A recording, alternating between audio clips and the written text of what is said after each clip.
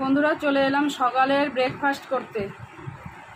আজকের ব্রেকফাস্টে একটা নতুন জিনিস, কি বলো তো, কি মনে হচ্ছে এটা?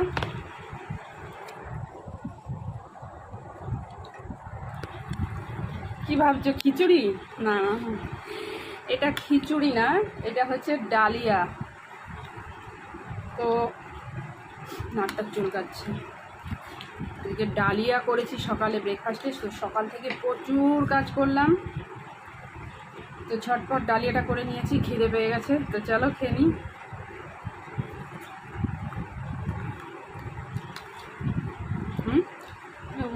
লবণ কম তো।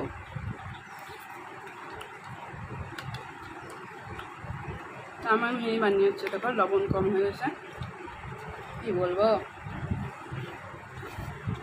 কোনো আন্দাজ নেই।